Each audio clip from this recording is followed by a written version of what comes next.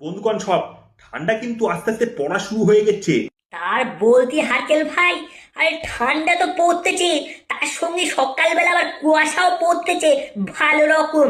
আরে বাবু তো আগের দিনই আমার লেগেছিল রাত্রিবেলা, আমি তো ভালো করে ঠার করতে পারতেছি না কোন দিক পর লাইট খান মারবো।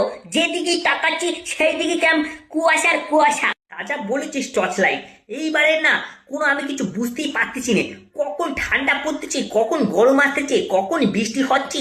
শালা ওয়েদারটার পুরো যেন মামাসি হয়ে রয়েছে, কিছুই আমার মাথায় ঢুকতেছে না। তা যা তুই বলেছিস, কিন্তু একটা কথা কি জানিস তো, এই শীতকালকাল আসলি না আমার ঘুম কান হেভি হয়। আরে ঘুম থেকে যেন উঠতে ইচ্ছা করে না, কাজ বাজ যেন মনই লাগে না।